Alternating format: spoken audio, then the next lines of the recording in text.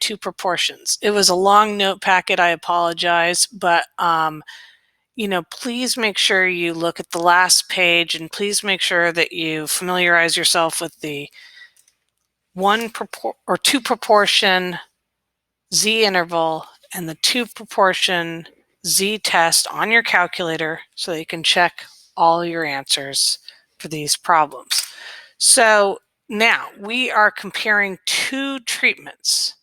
We had in chapter 7, we saw that we could compare for one sample if we knew the shape of being nearly normal, if we used the population value as our center, and then if we calculated our standard deviation of our sampling distribution, we could find the spread. And that was only in this situation where we had something that was independent. We can do the exact same thing for when we're finding the difference of two means. Now, the difference is that when we're working with means, and we have two means, and we're doing the difference, if you recall, that is a combination through variance. And since we are going to be combining through variance, we actually, even though we're doing the difference, which normally would be subtraction, when you're combining through variance, you need to add. Addition is used to combine. As you can see right in the center right there, there's that addition. So it's addition for that. Now, if you are when you're doing means, you will have to decide, do you have known standard deviation? How do you know? Prior data, that you have a standard deviation given from prior data, or they explicitly used the sigma symbol. If you have known standard deviation, use Z. Use critical Z for your intervals. Use a Z test statistic for your for your test. And that's if you have known standard deviation. Most of the time we won't know our standard deviation from a prior study, or you have the sigma symbol, and that's when we would be using t intervals. So if you know sigma, z interval, or z test, if you do not know sigma, meaning you have a sample value for population 1, a sample value for population 2, then we're going to use a t interval or a t test will be appropriate. The good news is when you are doing the difference of two means, t is even more robust. So I would describe it as very robust, especially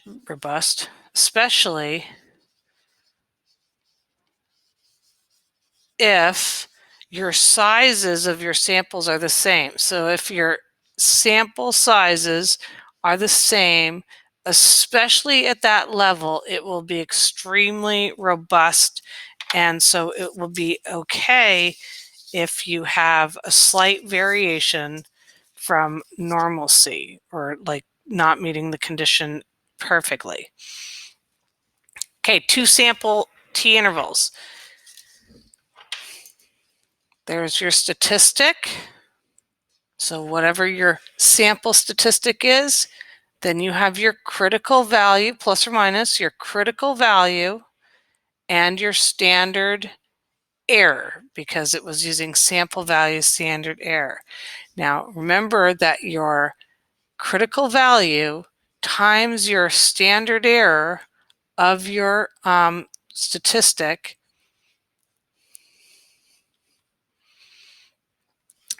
that is your margin of error. Don't forget that that is your margin of error, is that quantity, that product together. So now when you're finding your critical t value, we need to know the degrees of freedom if we're using t. And so we are going to either use technology, or we will use the smaller of our n-1 and our n-2. Now, as I said, t's are very robust for difference of two means.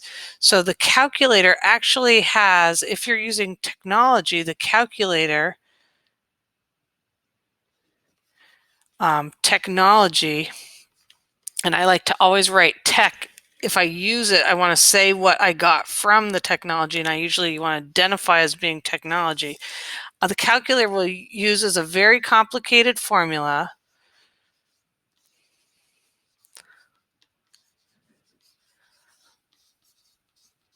to find the DF, the degrees of freedom, DF.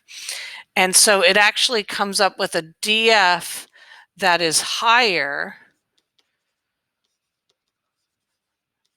than what we would use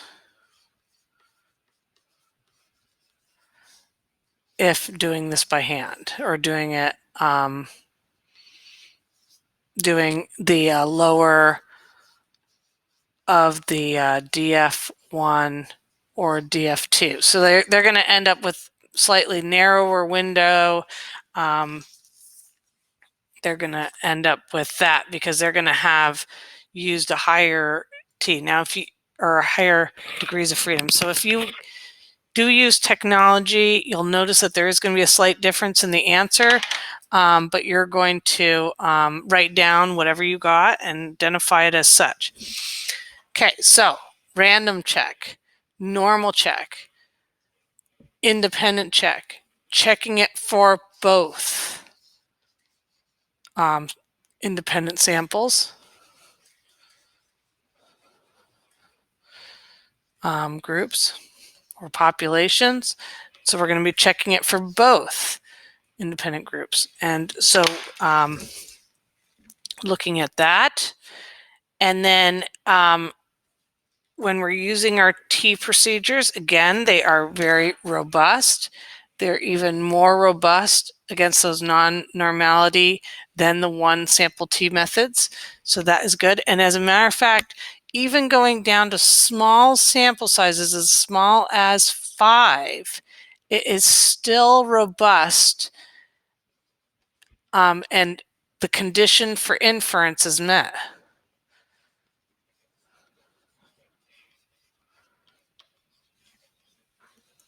Especially when the sample sizes are the same size, it really is robust. And so when we have small sample sizes less than 15, especially if they were the equal sizes, we can be very rough in our symmetry. But again, no outliers. If outliers are present, then we will not have met our conditions for inference. If there's outliers, I would not do a T procedure. I again would not do a T procedure for outliers from the 15 to, when you're at least 15 and you're less than 30. I would not do inference with outliers. And if you're over 30, meaning that you meet CLT, again, for both samples, then if I saw outliers, I would run the procedure twice.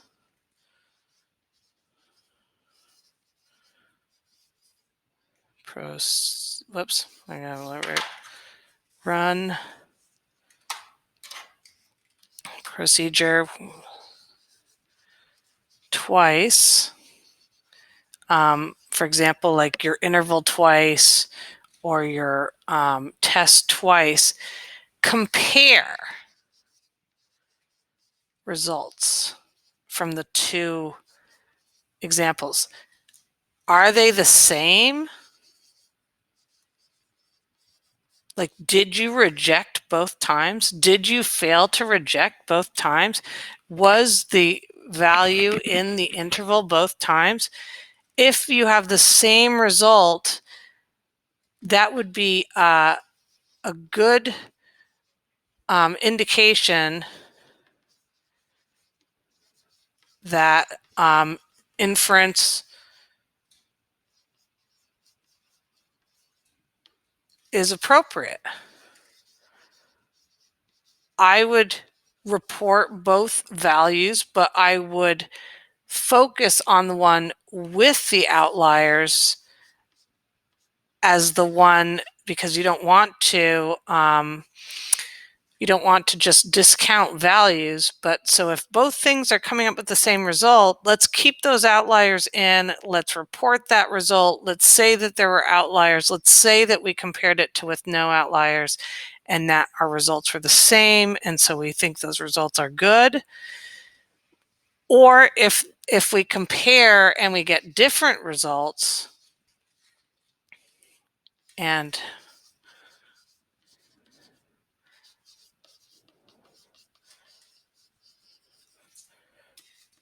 then we have a difficult situation. We have to think.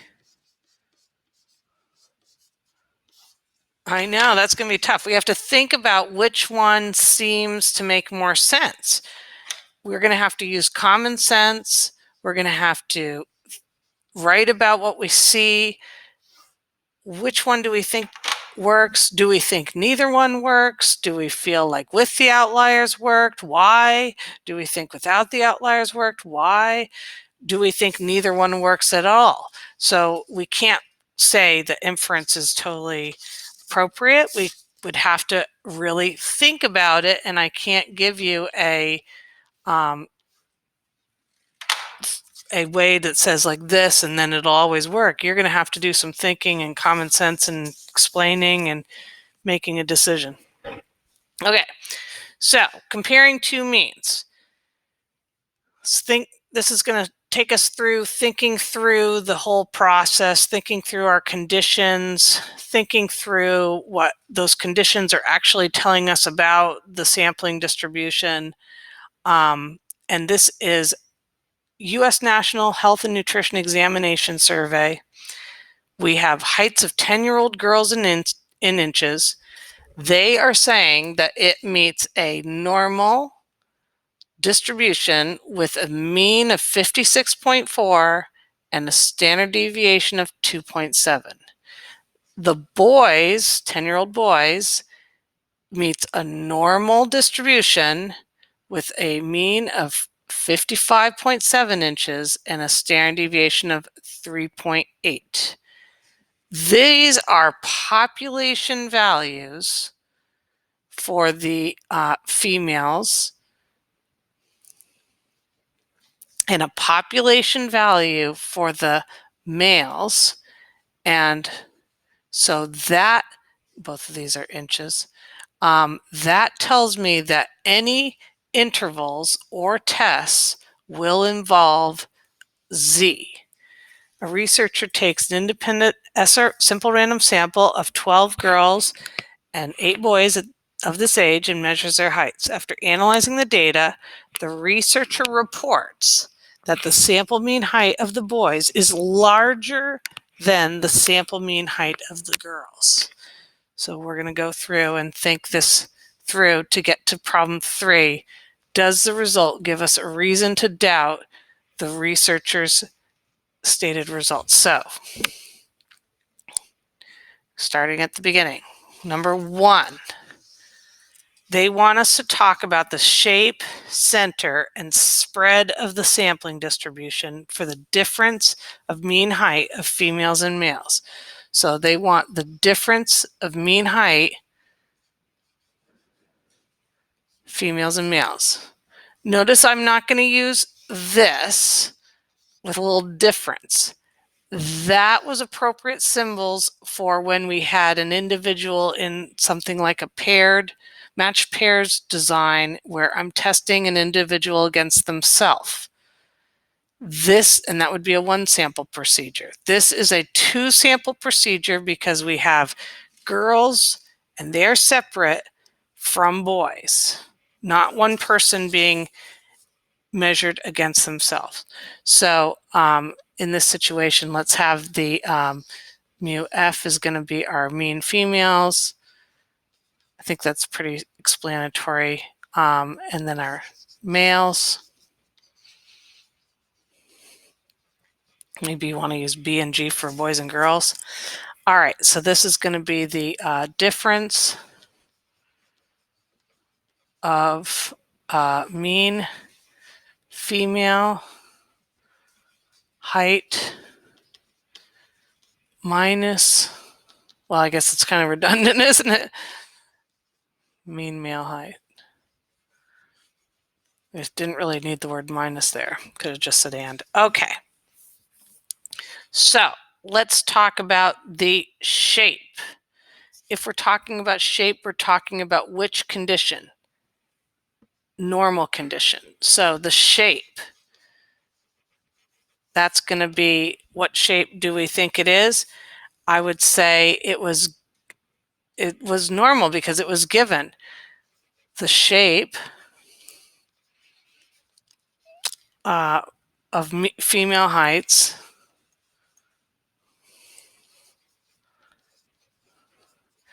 is nearly normal. It's actually normal, but normal. And the shape of male heights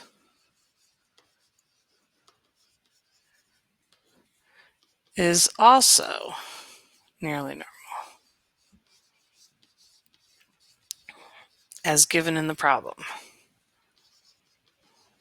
Okay, so that takes care of shape for number 1. And that actually takes care of my normal condition for inference. Now let's go on to the center. Okay, so my center, I think that this curve right here, this curve, what will be the center, which I just established that it's nearly normal. The center of this curve, and if you look on your formula sheet, when you have sampling distributions for means, 2 populations, the center, they say it will be the mean of group 1, which I said was females, minus the mean of group 2, which is my, whoops, wrong symbol. Got to look on my formula sheet. What symbols do they use? That's what I'm using on my stuff so that I can look like I know what I'm talking about. And so they say it will be the mean for the females minus the mean for the males. That will be the center of this curve right here, the center of this curve that I've already established is normal. So for females, I had 56.4 and males were 55.7. So I believe that this thing will be centered at 0.7 inches. The center for the difference of female and male heights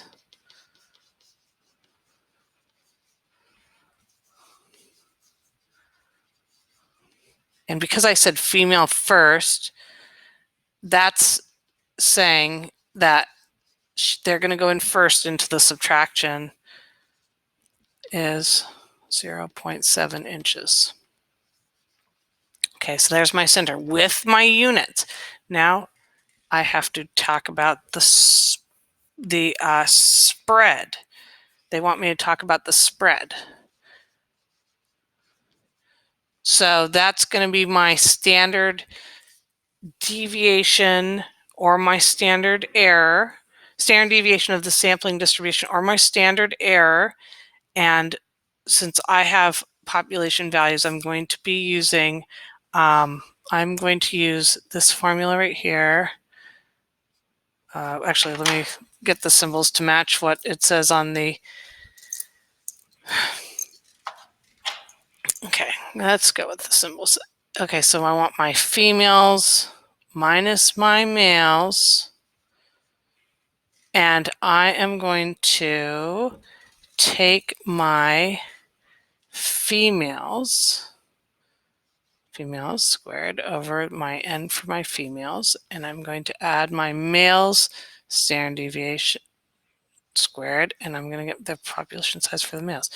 Now, to do that calculation, what did I need to say in order to do that calculation? What did I need to say is that condition. I need a condition in order to do this calculation.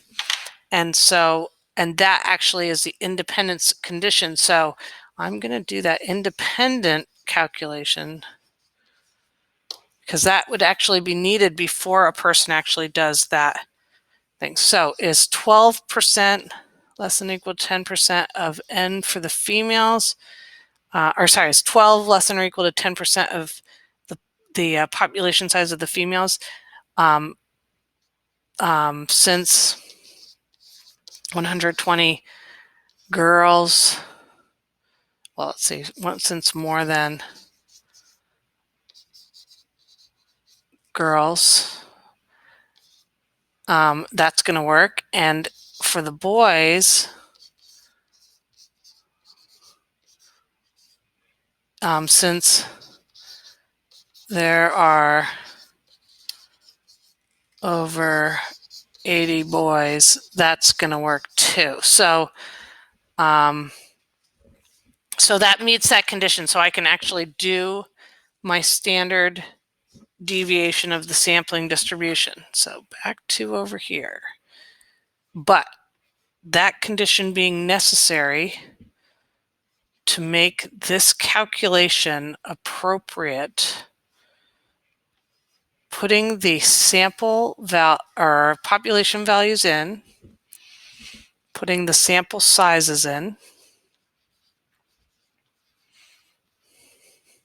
You don't really need all these decimals, but hey, why not? So there's my standard deviation of the sampling distribution right there. And I've done all three things that they asked. Now, part two. Part two. Find the probability of getting a difference in the sample mean that is less than 0. So they want to know if I get a if I were to do this females minus my males, what's the probability that's going to be less than 0? Oh, but they actually are using sample. So like, what's the probability of using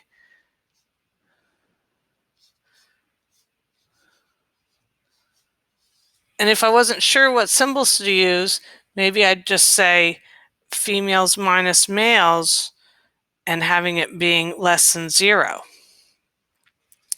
So I want to find the probability of that. Well, I already did all my conditions for inference, except for the only one that I'm missing is it random? Yes, both given as SRSs. So that's good. Here's my middle. I've established already that I have a normal distribution. I've established already that my center is 0.7.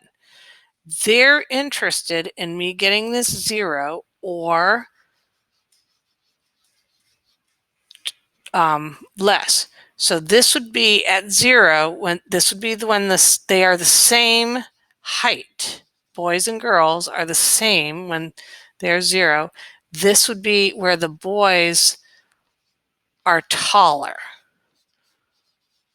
And the rest of the curve where I have not filled it in, that would be where the girls are taller. So now we're going to find the probability of getting a 0 or less. So calculate our Z. 0, because that was the sample values that we're trying to get. And here's our population center of our curve of 0.7. Now I need my standard deviation of the sampling distribution, which I've found. And that comes out to be negative 450,676. So I have a feeling that this is going to be a pretty high p-value. Probability that my z goes below. Notice I'm using z because I had known standard deviation. And that comes out to be 0.326. Okay, the probability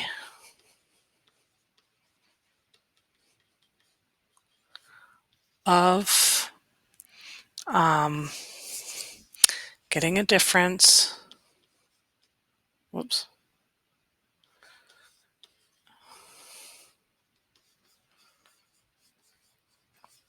of female and male heights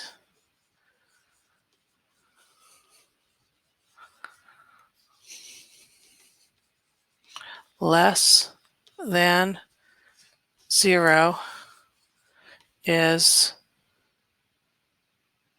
oh, you know what I forgot to do is I forgot to oh, no, I don't have to double it. I'm just doing that side. Is,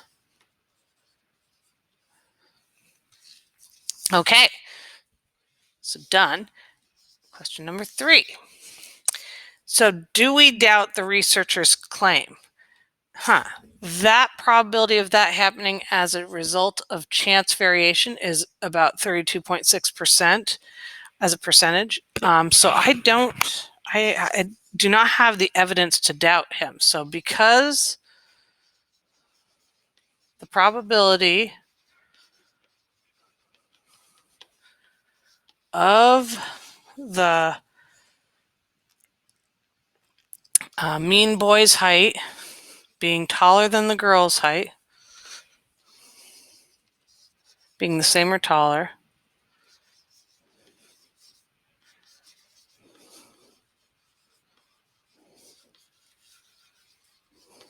than the girl's height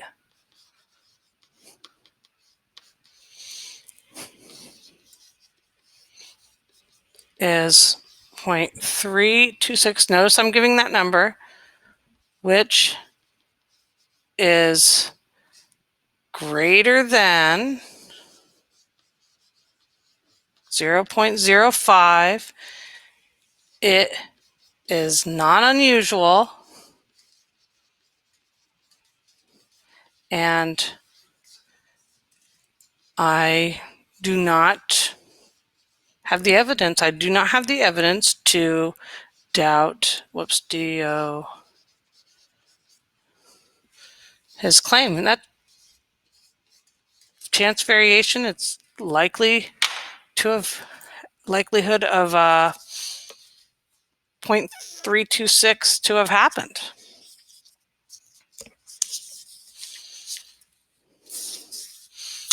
Okay, so that was using a z because we had known standard deviation.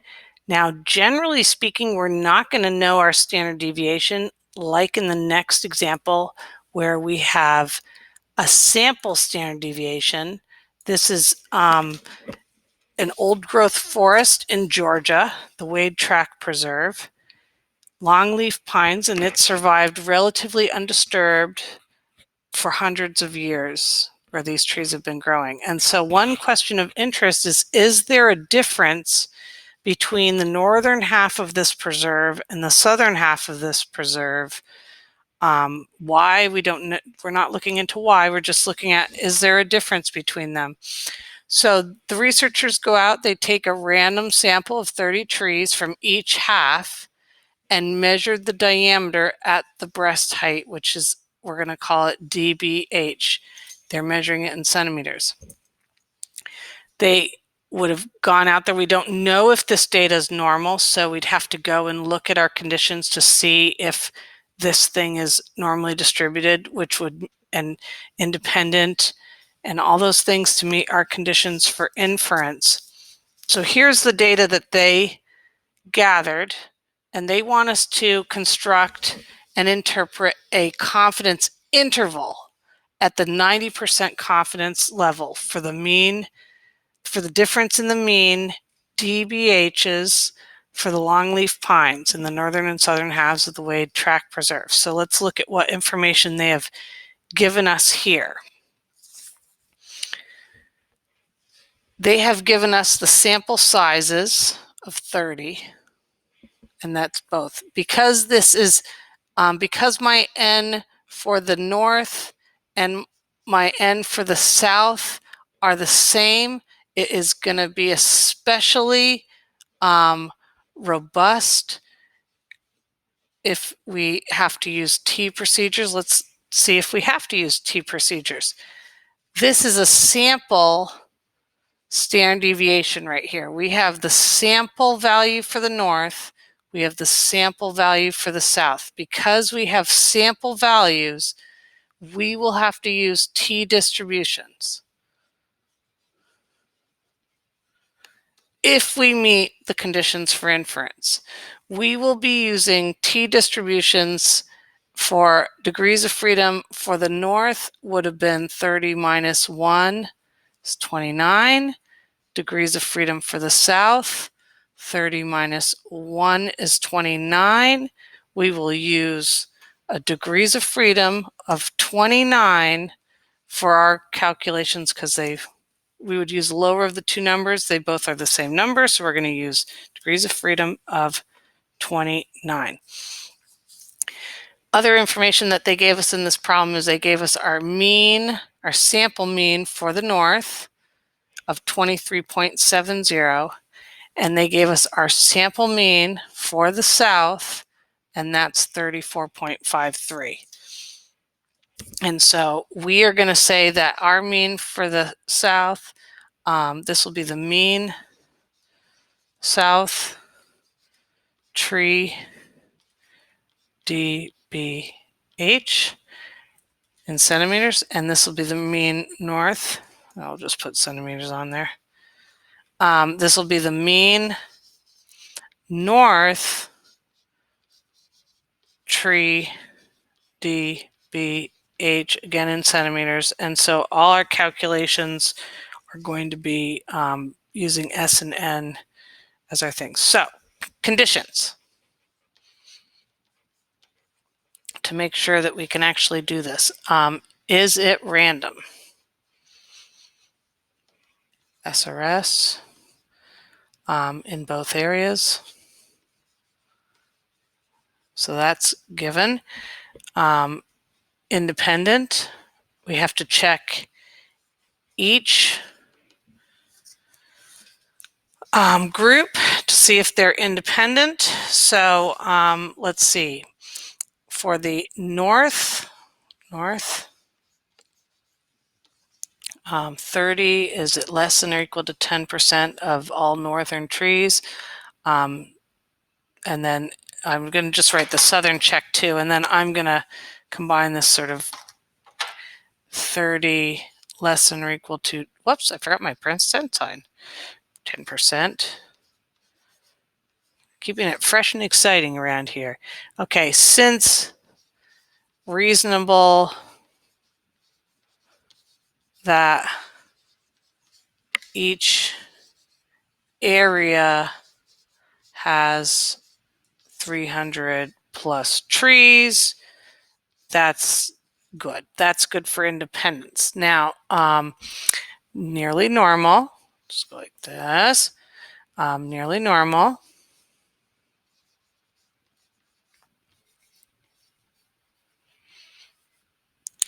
Okay, since 30 is greater than or equal to 30, both areas sample sizes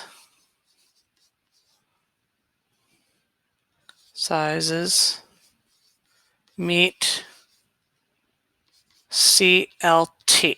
And I'm just going to quickly check, because I didn't need to check the histogram and all that, the normal probability plot, because I was meeting CLT. But I just want to, because you see these box plots, There are no outliers and either outliers, and that is good, because if we had outliers, then we might have to run, we'd have to run this thing twice if we could. So we have met our conditions: random, independent, nearly normal. So the conditions for inference were met.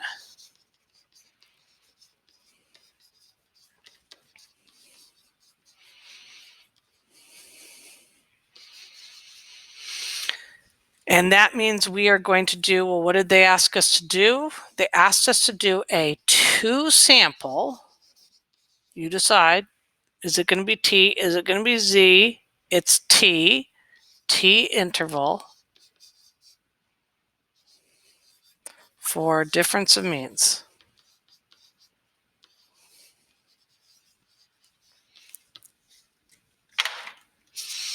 And now I will do that interval. So to get our interval, as you look on the AP formula sheet, it says that we're going to take our statistic and add and subtract our, so we're going to take our statistic and we're going to add and subtract our critical value, and that will be multiplied by, in this case, it would be our standard error, because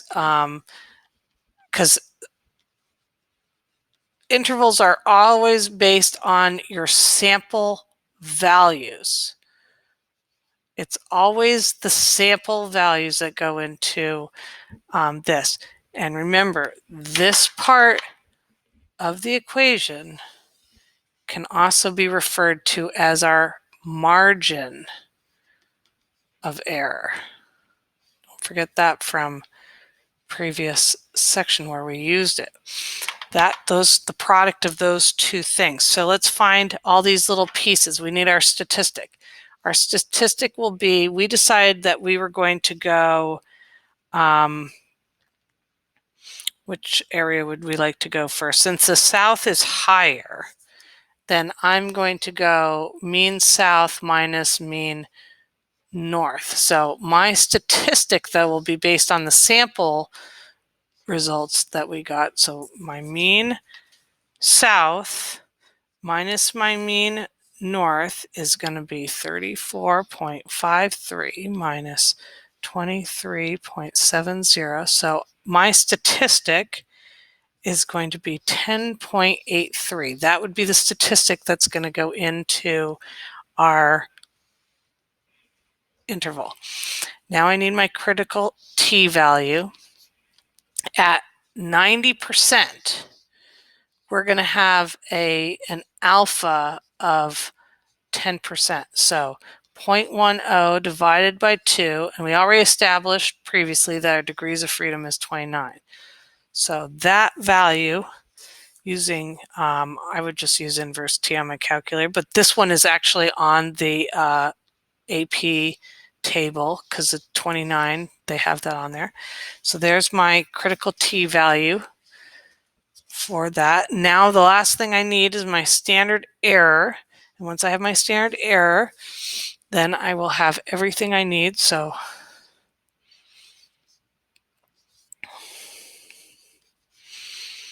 and my standard error is going to be based on those sample values of 14.26. There were 30 of them. And my sample value for the north, for the standard deviation, oh, I forgot to square it. Boop. And so I get a standard error for my north minus south. And if you want to write it like this, or south minus north, that's fine with me. But anyway, going over to the interval where I'm going to put my statistic in. So 10.83 plus or minus. Now my critical value, 1.6991. Now my standard error, 4.121478. Now I can do the actual math for this, And my lower level is basically 3.83. My upper level is 17.83. What's in the middle? Right there, what's going to go in the middle there? It's going to be population symbols of what I just found, and there you go. So we have population symbols there. Well, I don't know what I just did. Population symbols,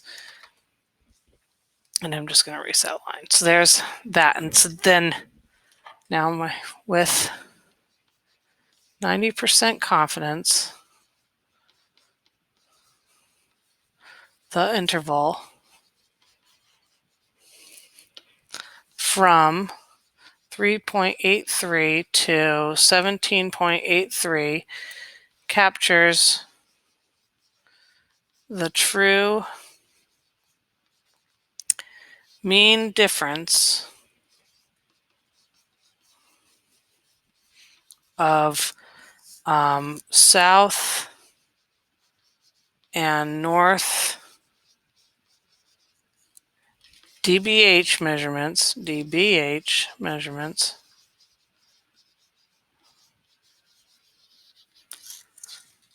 at Wade Track Preserve.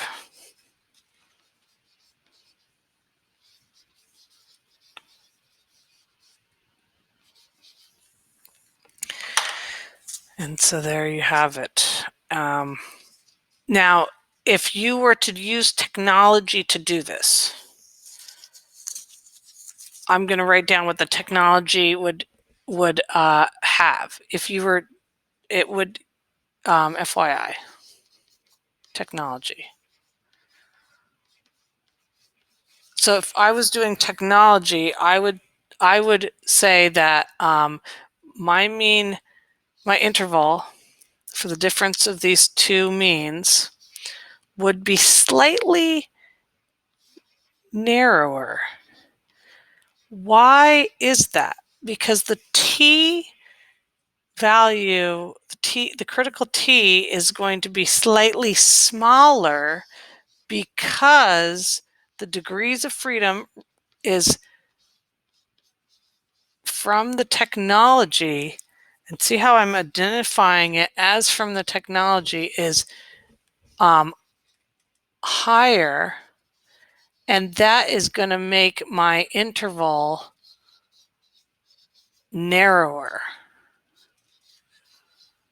So, but this is still fine, but identify when you use technology, identify it as such.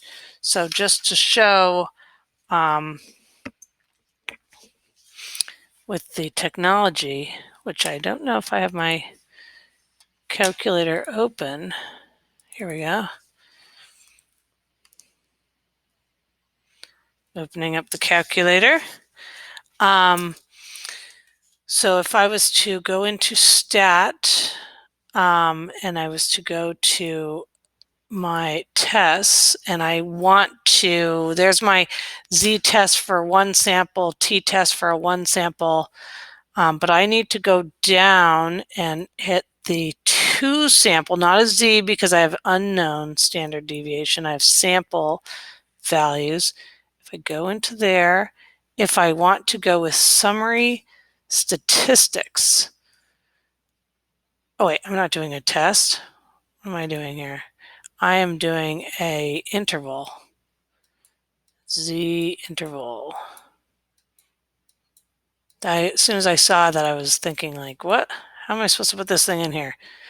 2 sample t interval. Okay, so I want to do it with stats, and so I have to enter in all this information. Okay, so my mean for I'm going with the south being first, so I'm going to keep my south as my first. If I were to change the order, then I'm going to see my interval will be, with negatives on it instead. My standard deviation was a 14.26. There were 30. Group number 2, 23.70. Standard deviation of 17.83. 0.5. So there's more variation in the northern area with their trees. Go down. My confidence level, I'm changing it to a 90%. Whoops, that's a 9%. That's, yeah, keeping it fresh. And, do we pool on an interval? On a means? No, you're not going to pool on means ever. You will only pool for the AP test purposes. You will pool on a proportion, a sample proportion, a difference of where you're thinking that the two proportions are the same. Only on tests only, not on intervals, never on intervals. So I'm not pooling. And then you can see there's the values that I had just written, and you can see the degrees of freedom is this much higher number, and that's because the calculator can calculate that and make it a narrower interval.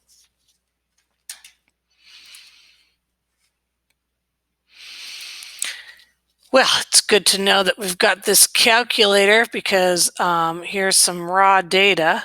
So we can just run through. I have the raw data thankfully already entered, and we're going to run through and just check our conditions because as I can see here, we don't have 30 or more, so we're not meeting CLT. So we actually will have to know something about the data in order to establish the conditions for inference. So, does increasing the amount of calcium in our diet reduce your blood pressure? They examined a large sample of people, revealed a relationship between calcium intake and blood pressure. The relationship was strongest for Black men. Such observational studies do not establish causation, right? Because you're just observing, you haven't done a treatment and compared it to a control. But so now they're wondering, well, maybe we could actually study this in a randomized comparative experiment. So the subjects were 21 healthy Black men who volunteered to take part of the experiment. They were randomly assigned to two groups. 10 of the men received a calcium supplement for 12 weeks, while the control group of 11 men received a placebo pill that looked identical. The experiment was double blind, meaning that the person giving the pill as well as the men did not know who was in what group, and so that they're going to see when they get the results and they put it back together, like, can they actually establish a difference between group 1 and group 2's results? Now, they didn't do a matched pairs design. They didn't do the same man randomized in order, like I'll take calcium this time and I won't take calcium at some future time, or maybe I won't take calcium right now, but I'll take it at a future time. They didn't do a matched pairs. That would have been matched pairs. They did not do that. Instead, they took two groups and they are going to have to compare the groups to each other. So, okay, random. It was given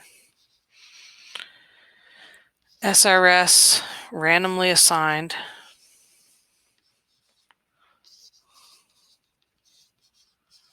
to the groups, to the treatments. I'm just going to say that, to the treatment, because that's important. That's why it's an experiment. That's why we're going to be able to establish causation potentially. Only for this group though, but 10, is it less than or equal to 10% of N? And when I say this group, is if these are randomly chosen men out of all Black men, then we're going to be able to establish causation for Black men.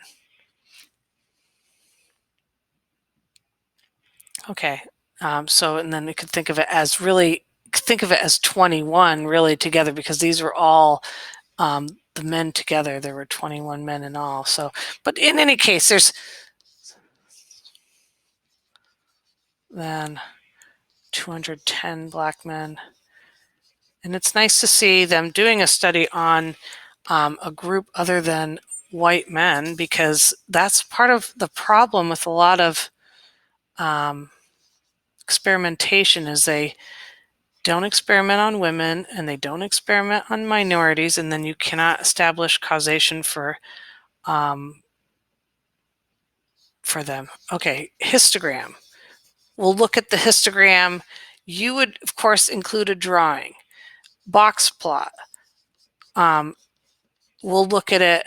I'll tell you right now that the histogram was roughly symmetrical. The box plot shows no outliers. So, but I'm going to show them to you because you would do that on your mini quiz. And then we have to look at the normal probability plot. And you'd have a very rough drawing of it. Is it nearly straight? And I will tell you that it is nearly straight. So like we're going to be meeting those qualities for being nearly normal. So our conditions for inference are met. We will do a 2-sample. Do we have known standard deviation? No. We have sample standard deviations. T test for difference of means. We are going to do this, and I will show you those graphs, but I'm just going to wait till I go to the calculator. We are going to do this for an alpha of 0.05 because they didn't specify a level, so we're going to go with the 95% confidence level, or a alpha of 0.05. We are going to say our degrees of freedom, and so we have the degrees of freedom with the calcium.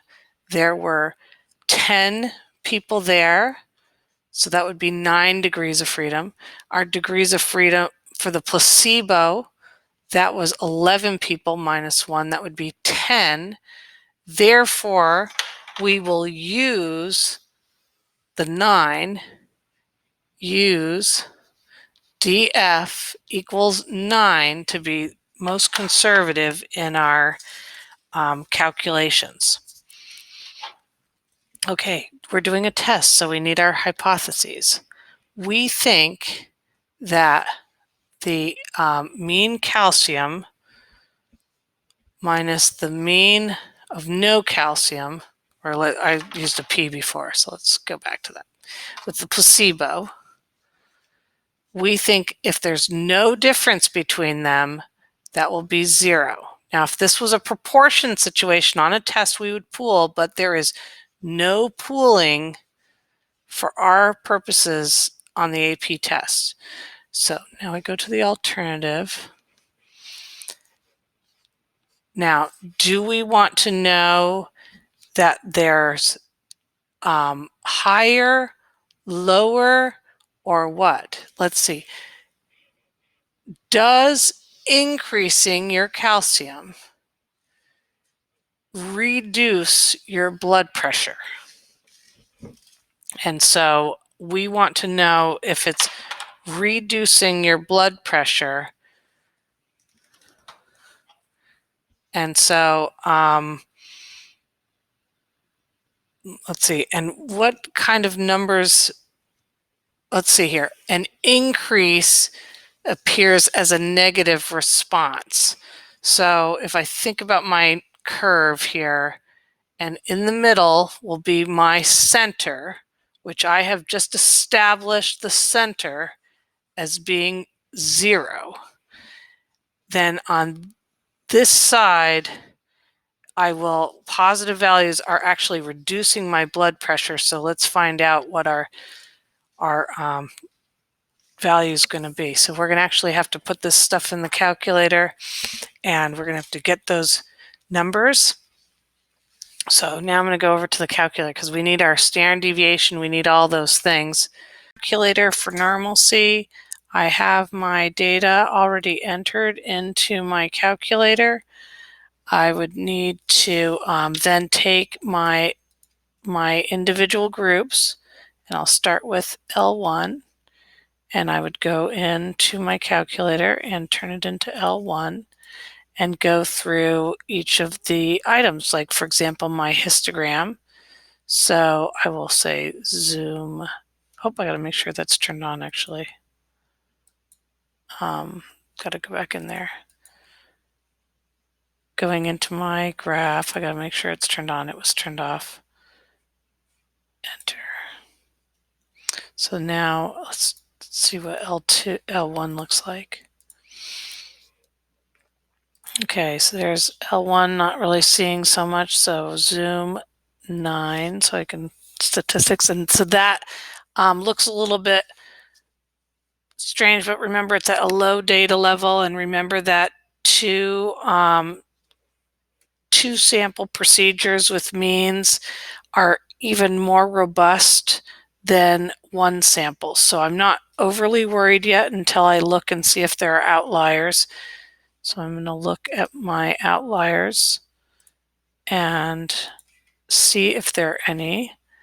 And when I go through,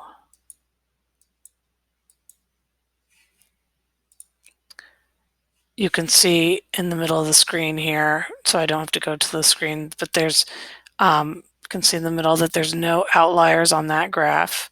So I'm going to just go right to the normal probability plot, and you can see that there are no outliers on that graph. Maybe I want to make the window a little bit better, zoom 9. It'll fill up the window a little bit more. So this has a little bit of a wobble in here, and that's, remember there was that peak in the histogram, but remember these procedures are robust. This is at a low level, so I would draw this graph and I would compare it with the no outliers. I'm feeling fairly confident that my conditions for inference are met. So that's how you would word that. Conditions for inference are met. So let's go down and change this to the L2 group. And that normal probability plot looks really nice. Let's look at the let's look at the histogram. There's my histogram, which I can't see, so zoom 9. There's my histogram, which looks quite symmetrical. Last thing to check, outliers. All of these items, rough graphs with rough graphs saying what you think everything is doing, no outliers, so that looks rather good. Now I'll need my summary statistics. So of course for group 1, I would calculate group 1. The old software, this is the old software. There's my group 1 with my mean and my sample standard deviation, which I will then use to get my standard deviation of the sampling distribution. Actually, it'll be standard error, but now I'm going to calculate my group 2.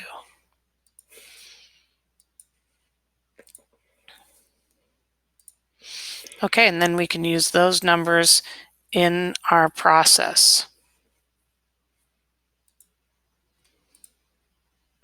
We said if it goes above 0, that will be, because a positive value will actually be a reduce blood pressure. So, okay, so my mean with the calcium was 5. My sample standard deviation with the calcium was 8.74325. My mean for the placebo was negative 0.272727, and repeated on my sample. Standard deviation for no calcium was 5.90069. Okay, so this number right here, is going to be, because I'm going with calcium minus, so this number, no calcium, which is a placebo, that number right there is going to be, all right, 5 minus, negative 0.272727, blah, blah, blah. So let's call that 5.2727, repeating. And then my t, because I have to use a t, I'm going to take my sample value, which is 5.272727, and I'm going to subtract the population value, which I established in my null hypothesis as 0. And now, oh my goodness, I have to get the standard here. Good times. All right, let's see here. So my standard error for this difference in means, which technically I'm going to be using sample values, so I can write S if I want to. All right, let's see. This value is going to be 8.743 squared over 10 plus 5.9007 squared over 11. I get, well, I don't even know what I got. All right, let's punch that in really quickly.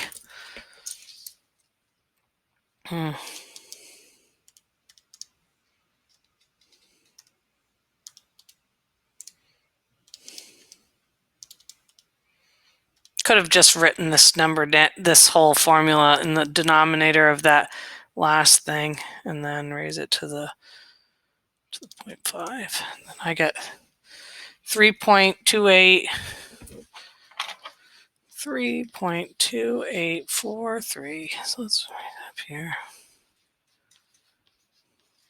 And so 5.2727 divided by the answer 1.605.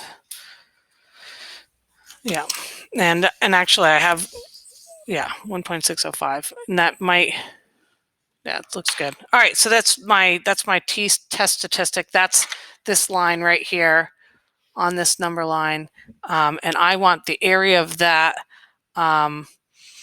which, reminding you to do rough sketches of your graphs if you used your histogram and all those things. So the probability that my t will go above a 1.605 is 0.0716, and so since the p-value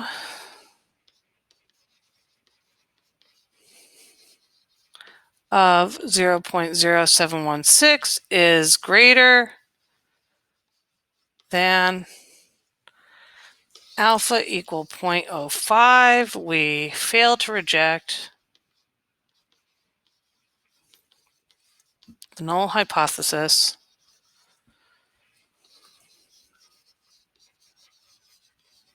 and there's not significant, using the word significant because I did a test that calcium improves blood pressure, or calcium reduces blood pressure.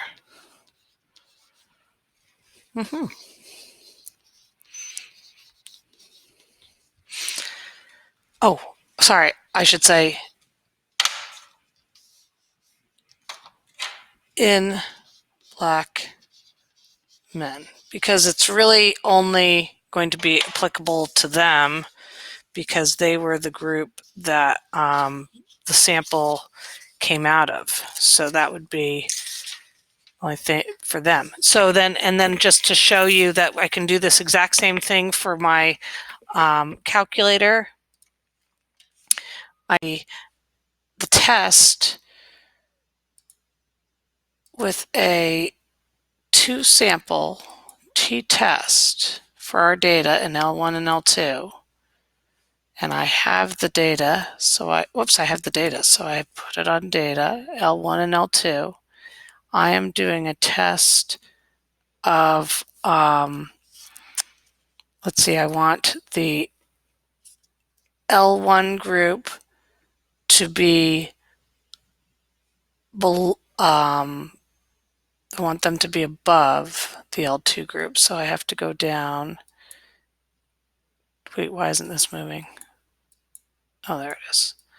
I need to make the L1 group go above, and you would never pool on tests of means, so I'm going to say no.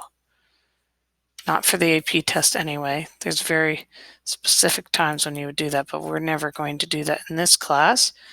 And so there you go. And so it says that the two-sample t-test, and you can see that it's slightly different from what we got, because with the technology, it has degrees of freedom of 15.59, and the t-value, the t-test statistic is pretty much the same, but it's the degrees of freedom that are slightly different.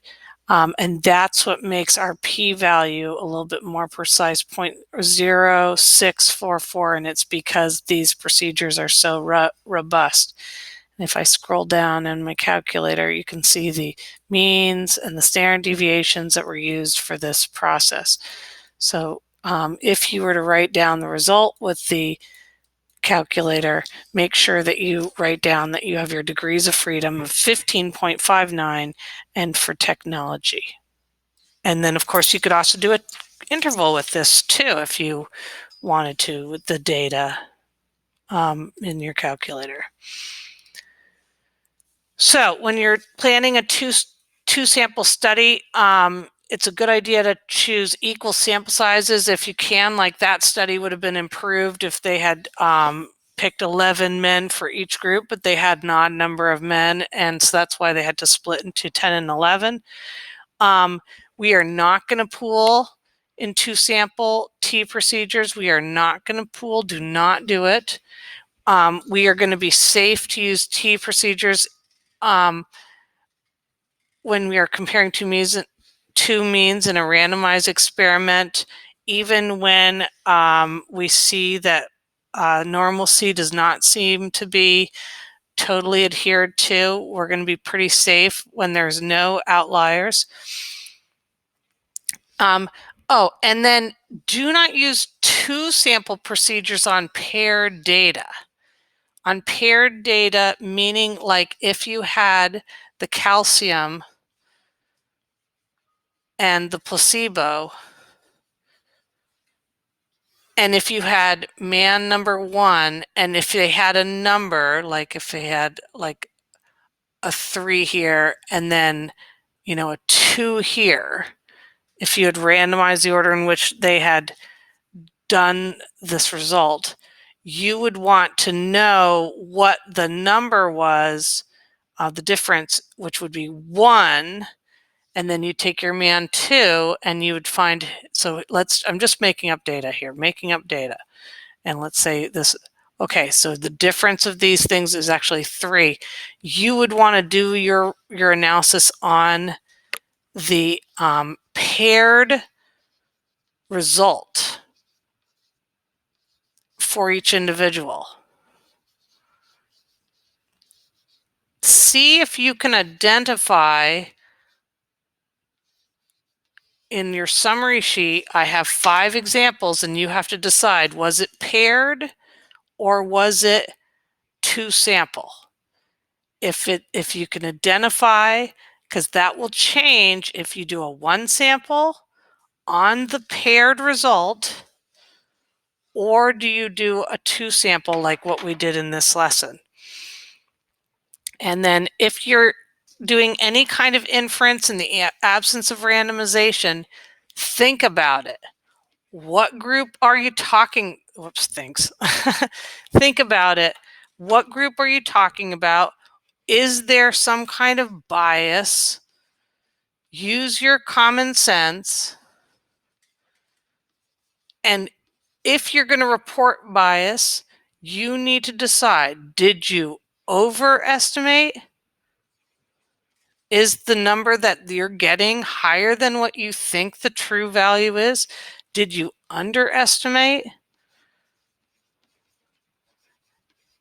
And why do you say that? So don't just say it's not random, it's not valid. That's not correct at all. You need to say what's going on and what you think is happening because of what you did for your study.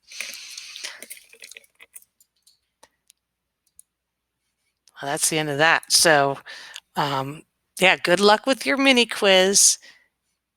And that's the end of chapter 10.